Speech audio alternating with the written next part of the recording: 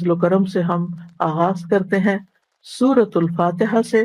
سورۃ الفاتحہ مکی سورت ہے، اس کی آیات کی تعداد 7 ہے۔ ترتیب کے اعتبار سے یہ قرآن مجید کی پہلی سورت ہے، نزول کے اعتبار سے قرآن مجید کی چوتھی سورت ہے۔ پہلی اقرأ بسم ربک الذی خلق، دوسری المزمل، تیسری المدثر اور چوتھی الفاتحہ۔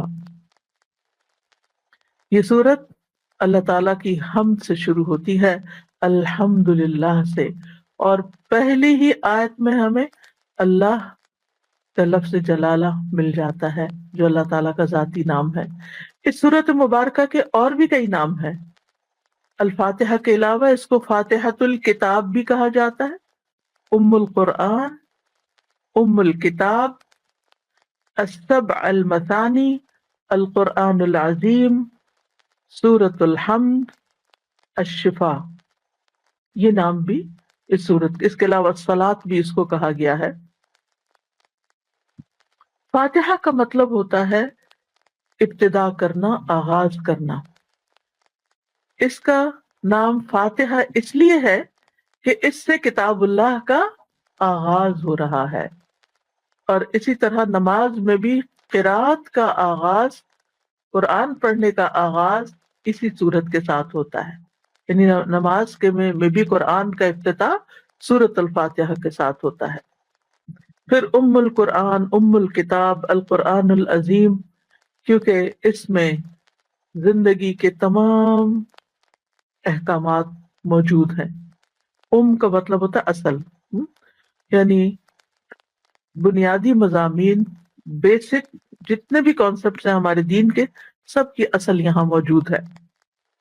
السبع المثانی اس لیے کہا جاتا ہے کہ 7 بار بار دہرائی جانے والی آیتیں ہیں، اور ہم دیکھتے ہیں کہ ہر نماز کی ہر رکعت میں، چاہے فرض ہو نفل ہو، حتیٰ کہ نماز جنازہ، ان سب میں سورۃ فاتحہ پڑھی جاتی ہے، اور اس کی آیات کو بار بار دہرایا جاتا ہے۔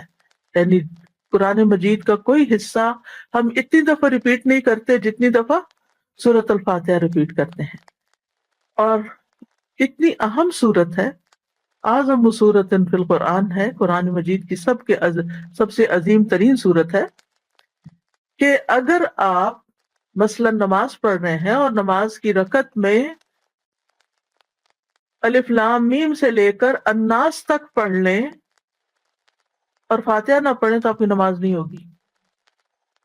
لیکن اگر آپ صرف الفاتحہ پڑھ لیتے ہیں اور باقی سورت پڑھنی یاد نہیں رہی، نماز ہو جائے گی۔ اس سے آپ اس کی اہمیت کو سمجھیں کہ یہ سورت ہماری زندگی میں کتنی زیادہ اہم ہے۔ یہ سورت پوری امت کو متحد کرتی ہے، کیونکہ امت کے ہر فرد کو اس سورت کو سیکھنا لازم ہوتا ہے، کیونکہ اس کے بغیر نماز ہی نہیں ہوتی۔ یعنی اگر آپ کسی ادنا سے ادنا ان پڑھ مسلمان کو بھی دیکھیں جسے کچھ نہیں آتا اور لیکن سورۃ الفاتحہ آتی ہوگی، اس لیے ایک نصیحت ہے آپ کے لیے کہ آپ اپنے بچوں کو خود سورۃ الفاتحہ سکھائیں۔ جن کے بڑے ہو چکے ہیں وہ کسی اور کے بچے پکڑ لیں اور ان کو سکھائیں۔ کیوں؟ اس میں بڑی راز کی بات ہے۔ ساری زندگی وہ جتنی بھی نمازیں پڑھے گا، جتنی دفعہ سورۃ فاتحہ پڑھے گا، اتنی دفعہ آپ کو ثواب ملے گا۔ کتنا بڑا ثواب ہو جائے گا!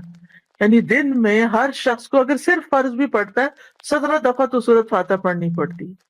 اگر آپ نے کسی ایک بچے کو سورۃ فاتحہ سکھا دی ہے اور وہ ہر روز 17 دفعہ آپ سورۃ فاتحہ پڑھتا ہے، تو آپ سوچئے کہ وہ ایک بچے کا 17 دفعہ کا ثواب آپ کو، دوسرے کا 17 دفعہ کا، تیسرے کا 17 دفعہ۔ اپنے بچوں کو بھی سکھائیں، اور اگر بڑے ہو گئے ہیں تو اب آپ ترجمہ سیکھ رہے ہیں، اپنے بچوں کو سورۃ فاتحہ کا کم از کم ترجمہ ضرور سکھا دیں۔ یہ خود سکھائیں، باقی قرآن اگر کوئی اور پڑھا دیتا ہے پڑھا دیں۔ بچہ چھوٹا بھی ہو، اگر آپ کے بچے بڑے ہوں گے تو ان کے بچوں کو پکڑ لیں، ان بچوں کو آپ سکھا دیں، اور اگر وہ صحیح نہیں پڑھتے تو ان کا پروننسیشن ٹھیک کرا دیں، لیکن اس کے لیے پہلے آپ کو اپنا ٹھیک کرنا ہوگا، اس کو میک شور کرنا ہوگا۔ اگر آپ کی ٹیچر آپ کو پاس کر دیتی ہیں تو پھر آپ آگے بھی سکھا سکتے ہیں۔ اور اگر ہو سکے تو اپنی دوستوں، اپنی جو بھی آپ کے ملنے جلنے والے لوگ ہیں، ان سب میں سے کوئی 5 لوگ کر لیں، بانجی بتیجے کوئی بھی، بڑے چھوٹے، ایون بزرگ بھی، ان کو سورت فاتحہ کا معنی بتا دیں، کیونکہ ہر نماز میں پڑھنی ہوتی ہے اور ہمیں نہیں پتہ ہم کیا پڑھ رہے ہیں.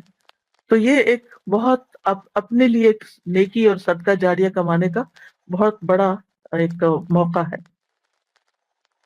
بہرحال اس سورت کو سورت الحمد بھی کہا جاتا ہے، کیونکہ اس میں اللہ تعالیٰ کی حمد آئی ہے سب سے پہلے.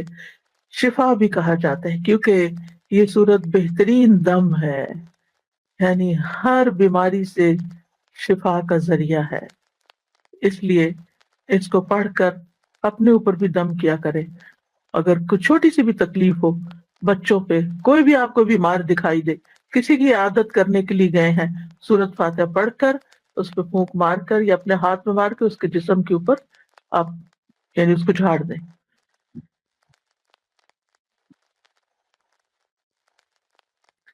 اس سورت کو قرآن مجید کی سب سے افضل سورت کہا گیا ہے. حضرت انس سے روایت ہے، وہ کہتے ہیں کہ نبی صلی اللہ علیہ وسلم کسی سفر میں تھے تو ایک آدمی آپ کے پاس اترا. اس نے بتایا کہ نبی صلی اللہ علیہ وسلم نے اس کی طرف متوجہ ہو کر فرمایا، کیا میں تمہیں قرآن کے افضل حصے کے بارے میں نہ بتاؤں؟ پھر آپ نے اس پر سورت الحمد للہ رب العالمین کی تلاوت فرمائی. اس سے پتہ چلتا ہے کہ یہ سب سے افضل حصہ ہے قرآن کا. اس کو پڑھنے والے کی دعا قبول ہوتی ہے. ابن عباس کہتے ہیں کہ اس دوران کہ جبریل علیہ السلام نبی صلی اللہ علیہ وسلم کے پاس بیٹھے ہوئے تھے کہ اچانک انہوں نے اوپر سے ایک آواز سنی. انہوں نے اپنا سر اٹھایا تو جبریل علیہ السلام نے فرمایا، یہ آسمان کا ایک دروازہ ہے جسے صرف آج کے دن کھولا گیا ہے، اس سے پہلے کبھی نہیں کھولا گیا. پھر اسی سے ایک فرشتہ اترا تو جبریل علیہ السلام نے فرمایا، یہ فرشتہ جو زمین کی طرف اترا ہے یہ اس سے پہلے کبھی نہیں اترا، آج پہلی دفعہ اترا ہے. پھر اس فرشتے نے سلام کیا اور کہا کہ آپ کو 2 نوروں کی خوشخبری ہے جو آپ ہی کو دیے گئے ہیں، آپ سے پہلے کسی نبی کو نہیں دیے گئے. ایک سورۃ الفاتحہ اور دوسری سورۃ البقرہ کی آخری آیات. جب بھی آپ ان دونوں میں سے کوئی بھی دعائیہ جملہ پڑھیں گے، یعنی جیسے اہدنا الصراط المستقیم یا آخری آیات میں بھی دعا ہے، تو آپ کو مانگی ہوئی چیز ضرور عطا کر دی جائے گی. تو آپ کو زندگی میں کسی بھی چیز کے بارے میں گائیڈنس چاہیے نا، میں کیا کروں کیا نہ کروں. آپ جب کوئی ایسا مسئلہ پیش آتا نا، کبھی آپ دائیں پوچھتے کبھی بائیں، کبھی اس سے مشورہ کبھی اس سے، کوئی ایک بات کرتا ہے دوسرا اس کی الٹ کر دیتا ہے، وہ انسان کنفیوز ہو جاتا ہے کیا کروں کیا نہ کروں، ایک بے چینی سے لگی رہتی. آپ سورۃ الفاتحہ پڑھ کے اور تکرار کے ساتھ پڑھیں، اہدنا الصراط المستقیم، اہدنا الصراط المستقیم، اہدنا الصراط المستقیم. پڑھتے رہیں پڑھتے رہیں پڑھتے رہیں. کوئی گنتی کی ضرورت نہیں، گننے پہ توجہ نہ دیں کہ اچھا کتنی دفعہ ہو گیا، دھیان ادھر چلا گیا. نہیں ادھر نہیں دھیان کرنا، دھیان صراط مستقیم کی طرف. یا اللہ مجھے اس معاملے میں صحیح رہنمائی دے، مجھے کیا کرنا چاہیے، مجھے نہیں پتا، آپ کو پتا ہے. کیونکہ بہت دفعہ لوگوں کے مشورے میں آ کے انسان ایسا ڈیسیژن لے لیتا ہے کہ آگے جا کے کھڈے میں اتر جاتا ہے، تو پھر پریشان ہوتا ہے. اللہ سبحانہ و تعالیٰ بندے کا ہاتھ پکڑ لیتا ہے، اللہ تعالیٰ اس کو سیدھا رستہ دکھاتا ہے. تورات، زبور اور انجیل میں اس جیسی صورت نہیں، لہذا آپ خوش قسمت ہیں کہ اس دنیا کے اس وقت اس حصے میں پیدا ہوئے کہ آپ کو قرآن کی دولت ملی اور یہ صورت ملی قرآن مجید کے ذریعے. اور پھر اس کو والقرآن العظیم بھی کہا گیا، جیسے سورۃ الحجر میں آتا ہے وَلَقَدْ آتَيْنَاكَ سَبْعًا مِّنَ الْمَثَانِي وَالْقُرْآنَ الْعَظِيمِ، اور بلا شبہ یقیناً ہم نے آپ کو بار بار دہرائی جانے والی 7 آیتیں اور بہت عظمت والا قرآن عطا کیا ہے.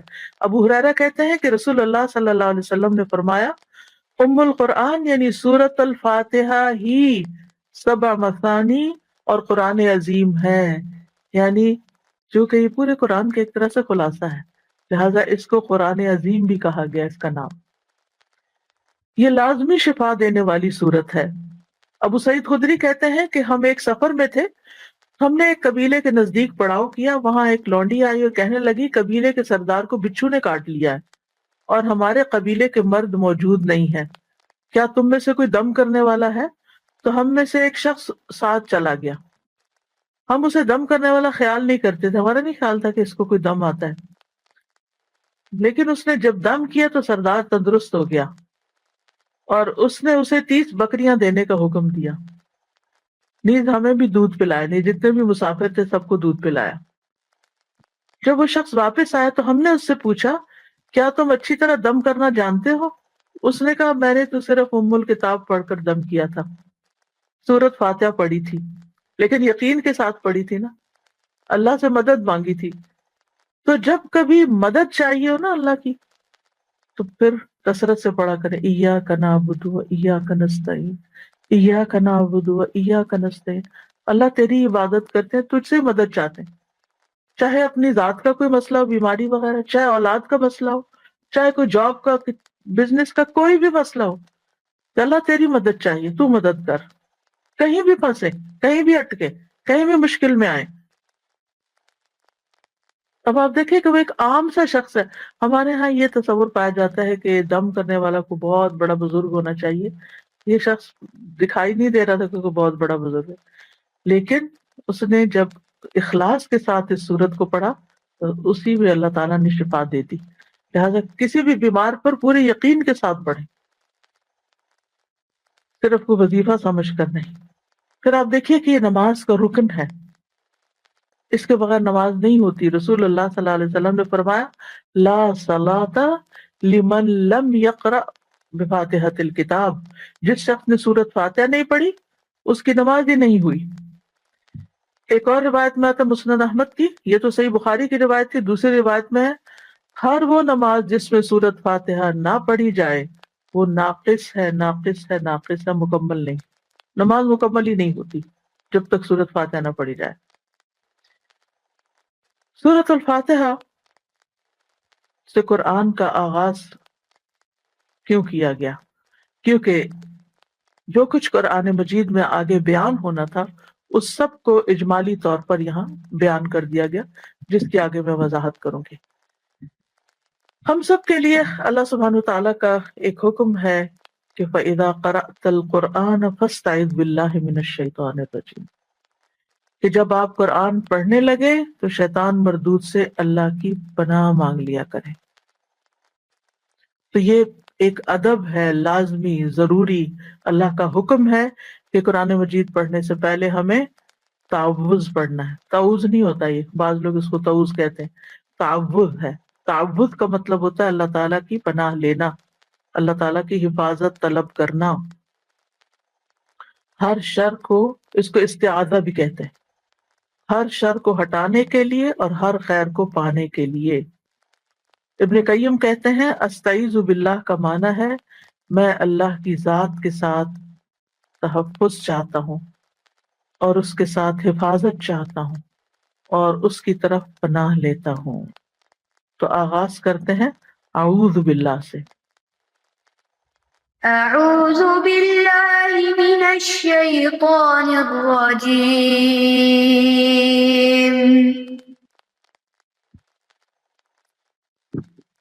ہمیں حفاظت کیوں چاہیے؟ حفاظت کب چاہیے ہوتی ہے؟ آپ کا شیطان کو چھوڑیں ابھی، میں سمپل حفاظت پوچھ رہی ہوں. جب ہمیں کسی چیز کا خوف ہوتا ہے نا، یا کوئی دشمن ہمارے پیچھے لگا ہوا ہوتا ہے، تو پھر ہم کیا کرتے ہیں؟ اگر نیند میں بھی، خواب میں آپ یہ خواب دیکھ رہے ہو کہ کوئی آپ کے پیچھے آ رہا ہے تو آپ کیا کرنا چاہتے ہیں؟ فوراً حفاظت والی جگہ پہ کسی کمرے میں گھس جا رہے ہیں، چٹکنی لگا رہے ہیں، دروازہ لاک کر رہے ہیں، گاڑی کا دروازہ بند کر رہے ہیں، کھینچ رہے ہیں. ایسی خوابیں آتی ہیں نا کہ کوئی پیچھے لگا ہوا، تو ہمیں حفاظت چاہیے اپنے آپ کو پروٹیکٹ کرنے کے لیے. ٹھیک ہے نا؟ جب آپ کو کورونا سے ڈر لگا تو آپ نے کیا کیا؟ ماسک لگا لیے. کیوں؟ پروٹیکشن کے لیے، حفاظت کے لیے. اچھا، اور کیا کیا؟ ویکسین لگوائی، گھروں میں بند ہو گئے. یعنی ان میں سے کون سی چیز بچا سکتی تھی، کون سی نہیں، وہ ایک الگ ہے بات. لیکن یہ کہ ہم سب جب بھی ڈرتے ہیں تو ہم پروٹیکشن چاہتے ہیں، حفاظت چاہتے ہیں۔ اللہ سبحانہ تعالیٰ شیطان کو ہمارا کھلا دشمن بتاتا ہے، وہ دشمن ہے، اس کے دشمن سمجھو، ہوا یعنی عدو لکم فاتخذوہ عدوا، اسے دشمن بناؤ، سمجھو دشمن۔ تو جب ہم اس کو دشمن سمجھتے ہیں تو پھر ہمیں اس سے کون بچا سکتا؟ وہ تو خبیث ہمیں نظر بھی نہیں آتا۔ نظر آنے والی چیز کو تو انسان کسی چیز سے ہٹا لیتا ہے، یہ دکھتا ہے تو سوچتا ہے انسان پہ اب اس چیز کے پیچھے آ گیا ہوں، کور کر لیا اپنے آپ کو تو اب میں محفوظ ہو گیا ہوں، وہ تو نظر بھی نہیں آتا، اور وہ ہماری دشمنی کیے چلے جا رہا۔ اس کی دشمنی ہے کیا؟ کوئی ایک ہاتھ کھڑا کیا کرے، کیونکہ سب کی آواز مجھے اکٹھی نہیں سمجھ آتی۔ اچھا، اس کی دشمنی یہ ہے، اور آپ ہاتھ جنہوں نے کھڑا کیا وہ صرف بولے اوکے، سیدھے رستے سے ہٹاتا، اپنے آپ کو بڑا سمجھتا ہے، ہاں، دنیا میں انوالو کرتا ہے، ہاں، دشمن ہے وہ۔ اس نے کیا کیا تھا؟ آدم علیہ السلام کو جنت سے نکلوایا تھا، اب وہ آدم کی اولاد کا بھی دشمن ہے۔ اب وہ آدم کی اولاد کو واپس اس جنت میں نہیں جانے دینا چاہتا، کیونکہ وہ خود بھی نکالا گیا تھا۔ اب اس کو آدم اور آدم کی اولاد پر غصہ ہے، وہ کہتا ہے کہ یہ کوئی ایسا کام نہ کرے کہ جس سے یہ جنت میں جا سکے۔ تو جنت کا رستہ کس سے کھلتا ہے؟ علم کے رستے سے۔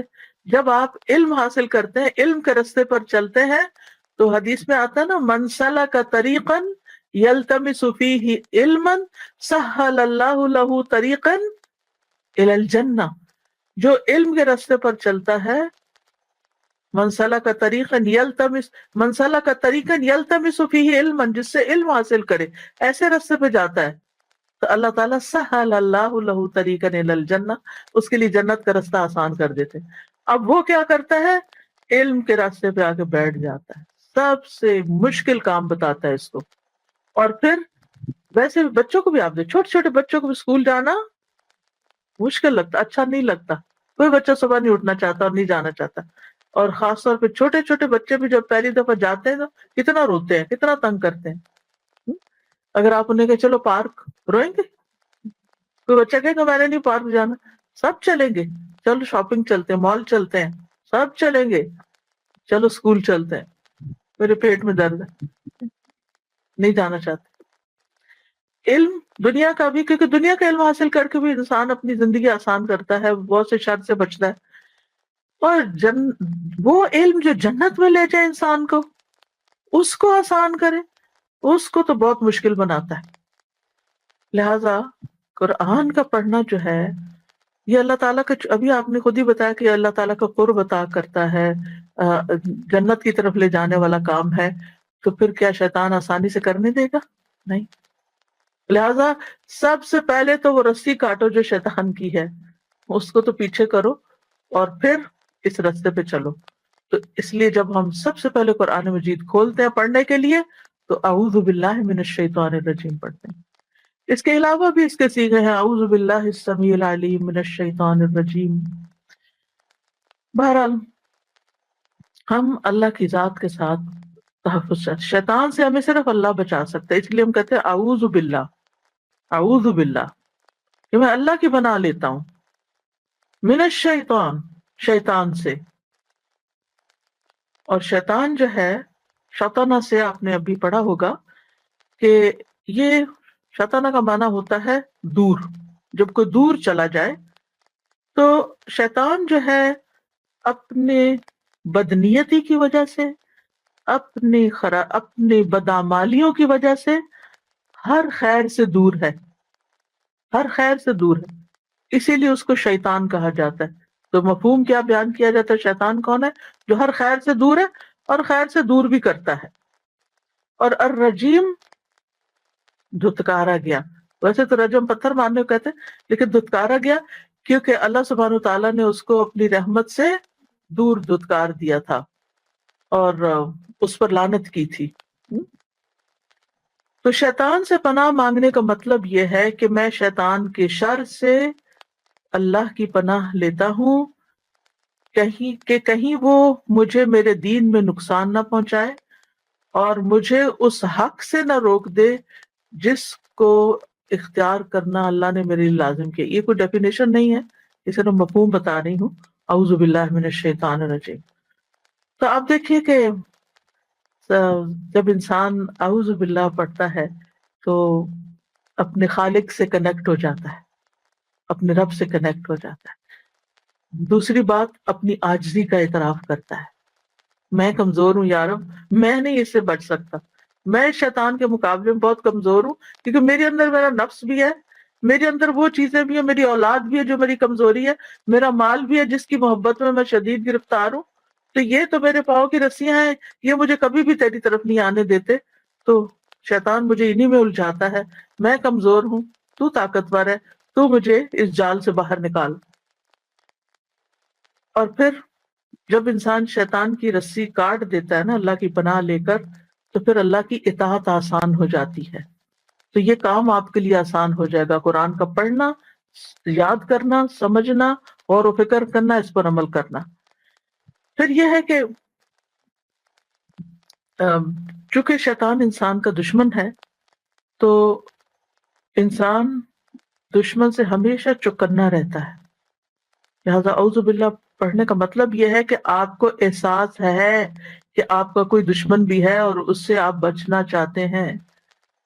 اور پھر شیطان جو ہے نا، وہ قرآن پاک پڑھنے سے تو روکتا ہی ہے، لیکن جب آپ پڑھنے لگ جاتے ہیں نا تب بھی وہ وسوسے ڈالتا ہے. تمہیں نہیں یاد ہونا، یہ بہت مشکل کام ہے، 3 سال لگ جائیں گے یہ پورا ہوتے ہوتے. اور بھی طرح کے یہ بھی کام ہے، وہ بھی، تمہیں تو ٹریول بھی کرنا ہوگا اور تمہیں تو یہ مسئلہ بھی ہوگا اور وہ تو، یہ تو کام نہیں ہو سکے گا، اس لیے شروع ہی نہیں کرو. نہیں، دنیا کے سارے کام ہوتے رہتے ہیں، جتنا بھی ہو گیا اللہ تعالیٰ اس میں بھی ہدایت دے دے گا انشاءاللہ. اور پھر آپ دیکھیے کہ اعوذ باللہ جب ہم کہتے ہیں تو اللہ، اللہ سبحانہ تعالیٰ کا یہ اسم اعظم ہے، اللہ تعالیٰ کا یہ نام ہے، ذاتی نام ہے جس میں اس کی ساری صفات پائی جاتی ہیں. جتنے بھی اور نام ہیں نا وہ سارے آ کے یہاں جمع ہو جاتے ہیں. تو جب ہم اعوذ باللہ کہتے ہیں تو اللہ تعالیٰ کو ہم پکڑتے ہیں جو سب سے مضبوط سہارا ہے. اور پھر شیطان سے بیزاری کا اظہار بھی کرتے ہیں، اس کو ساتھ ہی دھتکارا ہوا بھی کہتے ہیں. شیطان، صرف شیطان نہیں کہتے بلکہ کیا کہتے ہیں، شیطان الرجیم، دھتکارا ہوا، نفرت کا اظہار بھی کرتے ہیں. اور پھر آپ دیکھیں کہ شیطان جو ہے نا، قرآن سے پتہ چلتا ہے کہ صرف وہ ابلیس ہی نہیں ہے، اور بھی ہیں. قل اعوذ برب الناس میں کیا آتا ہے؟ قل اعوذ برب الناس ملک الناس الہ الناس من شر الوسواس الخناس الذی یوسوس فی صدور الناس من الجنۃ والناس. جن بھی ہیں اور انسان بھی ہیں، کچھ انسان بھی شیطان ہیں، کچھ انسان بھی ہمارے دشمن ہیں.